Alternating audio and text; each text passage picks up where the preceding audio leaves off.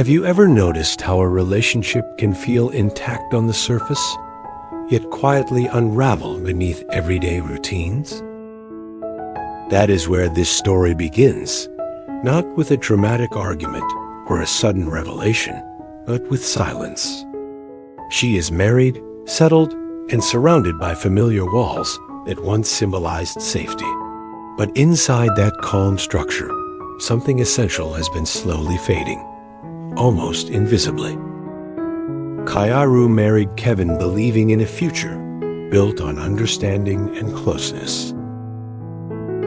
At first, they shared everything: conversations, decisions, quiet joy. But as Kevin grew absorbed in work, presence faded into routine. There was no conflict, no blame, only distance. What unsettled Kaoru most was not suspicion, but emptiness, the slow realization that connection had softened into silence, and clarity now felt both necessary and frightening. It is during this emotionally fragile period that Nick, Kevin's younger brother, returns from abroad. His arrival is unplanned, temporary, and seemingly insignificant at first. Nick is polite, observant, and noticeably different from Kevin in temperament. Where Kevin is focused and reserved, Nick is attentive and calm. He does not intrude, and he does not pry. He simply notices. Living under the same roof, Nick begins to sense the quiet tension that fills the space between Kaoru and Kevin. He hears conversations that end too quickly and notices meals eaten without much exchange. Importantly, Nick does not assume or judge. He understands that relationships are complex, shaped by choices made slowly rather than mistakes made suddenly. That day, in a moment that feels ordinary yet meaningful, Kaoru speaks more openly than she has in months. Not dramatically, not emotionally, but honestly.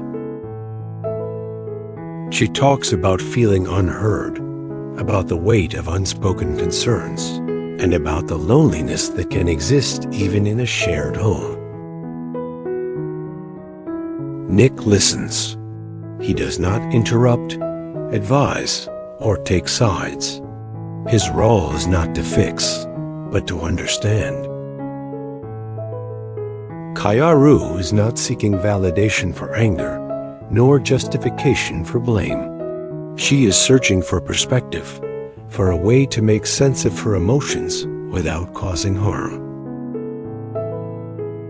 Nick's response is measured and respectful. He reminds her that silence can protect peace temporarily, but clarity is what protects dignity in the long run. This is not a story about wrongdoing. It is a story about emotional awareness. It asks a quiet but powerful question. How long can people remain close when they stop truly listening to one another? And more importantly, what happens when someone finally decides to speak, not to accuse, but to understand? This is where the journey begins, grounded in realism, restraint, and the universal challenge of maintaining connection when life becomes crowded with responsibilities. As time moves forward, the quiet tension in the house becomes more noticeable, not louder, but heavier. Kaoru continues her daily routine, yet her awareness has sharpened. Every unanswered question feels more significant now that she has acknowledged it to herself. She is no longer simply enduring the distance. She is observing it, trying to understand where it began and why it has remained unaddressed for so long. Nick's presence subtly alters the atmosphere. He does not interfere, yet his calm attentiveness creates space for reflection. He notices how Kaoru pauses before speaking to Kevin, as if weighing every word. He also sees how Kevin, often preoccupied, responds with efficiency rather than curiosity. These moments are small, almost forgettable on their own, but together they form a pattern that cannot be ignored. Nick approaches the situation carefully. He understands his position within the family and respects its boundaries.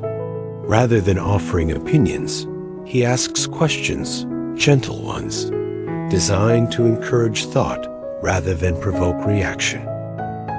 He suggests that clarity does not have to be confrontational, and that honesty, when expressed calmly, can become an act of care rather than conflict. Encouraged by this perspective, Kaoru begins preparing herself emotionally for a conversation she has long avoided. She reflects on what she truly wants to express, filtering out assumptions and focusing instead on how she feels. Her goal is not to accuse Kevin or demand immediate change, but to be seen and heard. This distinction matters. It transforms the conversation from a potential argument into an opportunity for mutual understanding. Meanwhile, Nick speaks with Kevin not as an intermediary delivering complaints, but as a family member expressing concern. He does not frame the discussion around fault or failure. Instead, he highlights the emotional distance he has observed and asks whether Kevin is aware of it. Kevin is unsettled when he realizes stability is not the same as presence. For the first time, he reflects instead of explaining, seeing how delayed conversations created distance. No conflict erupts, only awareness. Kaoru stands ready to speak honestly, Kevin to listen, and Nick steps back. The tension lies in anticipation, reminding us that the conversations we avoid are often the ones that lead to growth. When Kaoru finally speaks, the conversation unfolds with calm honesty, not blame. Kevin listens without defending himself and recognizes that stability cannot replace emotional presence. Both acknowledge the distance and the choices that led there. Understanding brings clarity, not immediate repair. With maturity and respect, they decide to part ways. Not as a failure, but as growth, showing that even endings can be handled with dignity, accountability, and care. After the decision, life appears unchanged on the surface, but internally, everything feels different. The tension is gone, replaced by clarity, a quiet calm that allows Kaoru to breathe freely again. She understands that growth often comes through restraint and honesty, and that ending the marriage is not failure, but a truthful acknowledgement of where understanding ended. This realization helps her move forward without resentment. Kevin, too, reflects deeply. He recognizes that accountability extends beyond words, and that emotional presence cannot be postponed without consequence. This awareness becomes a lesson he carries into the future, shaping how he approaches relationships with greater care. He is neither condemned nor excused, only shown as someone learning through responsibility. Nick's role fades naturally, having served its purpose through empathy and restraint. This story reminds us that avoiding honest communication only deepens the distance between two people. True maturity is not about holding on at all costs, but about choosing respect, responsibility, and emotional honesty, even when the outcome is painful.